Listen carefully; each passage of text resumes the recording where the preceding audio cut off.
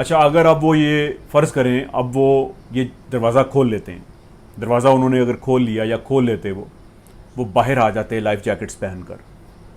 سطح سمندر سے اوپر آ جاتے ہیں، مگر ایسا ہو نہیں سکتا تھا اور ایسا نہیں ہوا کیونکہ ایسا ممکن نہیں تھا، کیونکہ ٹیکنیکلی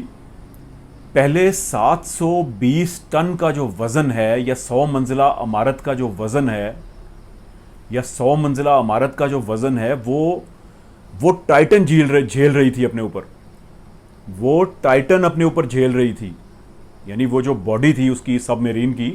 وہ اس کے اوپر وزن پڑ رہا تھا۔ اب جب وہ ٹکڑے ٹکڑے ہوگی یا یہ دروازہ کھول کر باہر آ جاتے تو آپ سوچیں کہ یہ سارا 100 منزلہ عمارت کا وزن، 720 ٹن کا جو وزن ہے، یہ اب انڈیویجولز کے اوپر آ جانا تھا، یہ ایک ایک انفرادی شخص کے اوپر آ جانا تھا۔ تو ایسے میں کیسے ممکن ہے کہ آپ ہل سکتے ہیں؟ آپ تو ہل ہی نہیں سکتے، آپ تو ایک سیکنڈ سے پہلے جو ہے آپ کے چیتھڑے اڑ جائیں، پارا ہو جائیں، آپ کے لنگز ہی سانس لینے کے لیے کھل ہی نہیں سکیں گے، وہ کھل ہی نہیں سکتے تھے وہ، اور نہ ان کے کھلے ہوں گے، کیونکہ 720 ٹن وزن کے پریشر کو جو ہے وہ لنگز برداشت ہی نہیں کر سکتے، وہ اوپن ہی نہیں ہوں گے۔ اور یہ بالکل ایسے ہے کہ جیسے 160 ٹن کا ہتھوڑا جو ہے ایک شخص کے سر کے اوپر مار کر اس کو کچل دیا جائے، یعنی ایک سیکنڈ میں آپ کی موت واقع ہو جائے گی، اتنا پریشر وہاں پہ موجود تھا اس ٹائم۔ یعنی کوئی لائف جیکٹ، کوئی سلنڈر آکسیجن کا، کوئی بھی تدبیر جو ہے وہاں پر کام نہیں آ سکتی تھی۔ یہاں پر یہ سوال بھی غلط ہوگا یا یہ کہنا بھی غلط ہوگا کہ وہ بعض لوگ جس طرح وہ ٹیکنیکلٹیز میں اگر ہم جائیں گے تو وہ لوگ سمجھتے ہیں اس چیز کو، جو نیوی سے تعلق رکھتے ہیں یا جو سمندر میں غوطہ خوری جانتے ہیں، وہ اس چیز کو جانتے ہیں کہ اس میں ایک ٹیکنیکل اصطلاح میں ایک کہا جاتا ہے کہ آپ دوست کو لیک کر دیں، یعنی اس میں کہیں پہ وہ سوراخ ہو جائے، اس کو آپ اوپن کر دیں، اس میں پانی آئے گا، وہ کھل جائے گی، بلاسٹ ہو سکتی ہے وہ، تو پھر وہ ہم اس کے بعد جو ہے اس کو اوپر لے آئیں گے یا لوگ باہر نکل آئیں گے۔ ایسا ممکن ہی نہیں تھا وہاں پہ، لیکن یہ بھی یہ اس صورت میں تھا کہ چلیں مان لیا کہ یہ اتنے زیادہ خوش قسمت ترین لوگ تھے دنیا کے، اور وہاں پہ بھی ان کا نصیب ان کے ساتھ دے رہا ہوتا، تو تب اگر یہ آپ دوست سے نکلنے میں کسی بھی صورت میں کامیاب ہوتے تو یہ کیچڑ میں پھنس جاتے، سمندر کے کیچڑ میں۔ ابھی کچھ عرصہ پہلے جو ہے، کچھ سال پہلے سمندری مشقوں میں جو ہے روس کی ایک آبدوز صرف 300 میٹر جو ہے وہ سمندر کے نیچے کیچڑ میں پھنس گئی تھی، جس کو نکالنے کے لیے امریکن اور پوری دنیا کے جہاز جو ہیں، خاص طور پر جو ہے امریکن نے اپنا جنگی جہاز بھیجا صرف آپ دوست کو کھینچنے کے لیے، لیکن آپ یقین کریں کہ ساری دنیا کے جہاز مل کر بھی اس کو کھینچ نہیں سکے اس کیچڑ میں سے۔ پھر آخرکار ان کا رابطہ جو ہے وہ منقطع ہوا آپ دوست کا اوپر سطح سمندر پہ ٹیکنیکل ٹیمز کے ساتھ۔ آخرکار ان کو یقین ہو گیا کہ آکسیجن ختم ہو چکی ہے،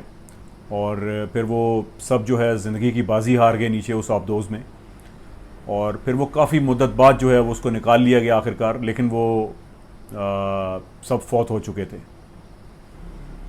تو ایسا ممکن نہیں تھا کہ یہ بیچارے جو ہیں سارے لوگ یہ باہر آ سکتے۔ تو بہرحال مجھے آخر میں یہ بھی کہنے دیں کہ ایک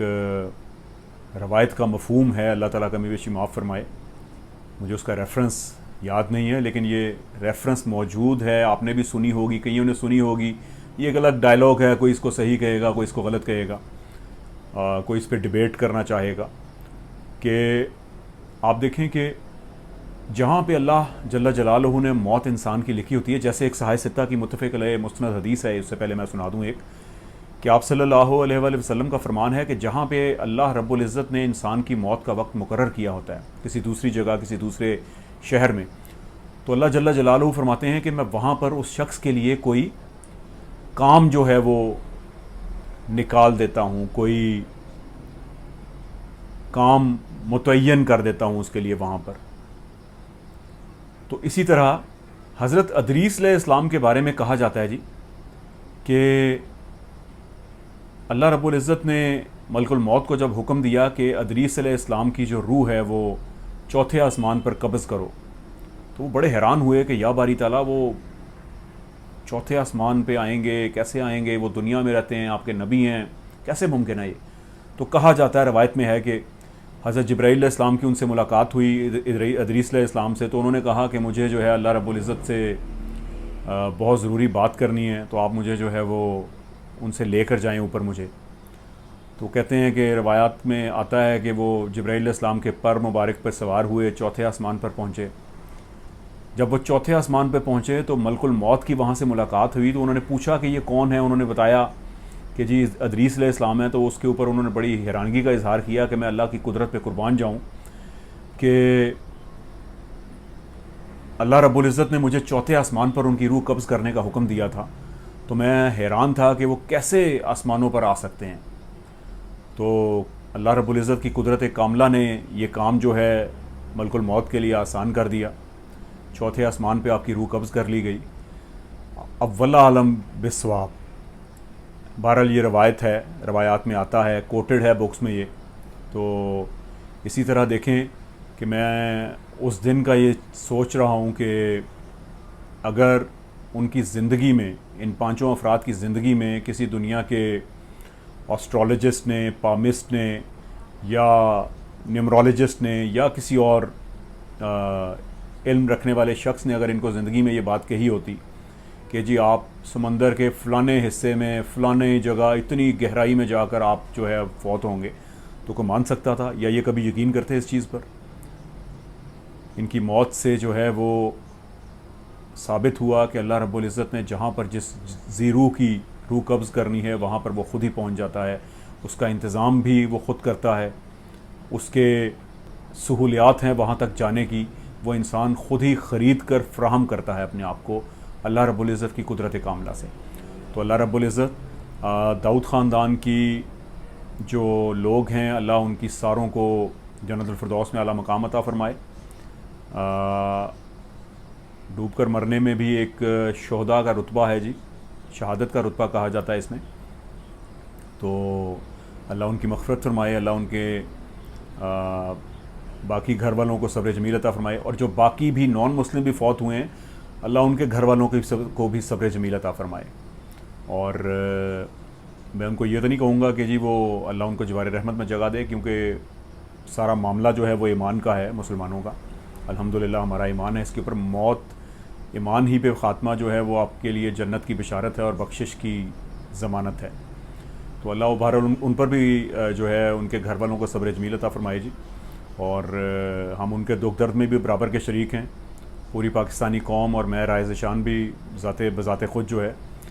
تو میری دعا ہے اللہ پاک جی پوری کائنات میں موجود تمام مخلوقات کے بیماروں کو جو ہے اللہ شفائے کاملہ عطا فرمائے، محتاجگی سے بچائے۔ اللہ مجھے، آپ کو، ہم سب کو جو ہے کبھی کسی کا محتاج نہ کرے، آپ کو اپنا محتاج رکھے، اور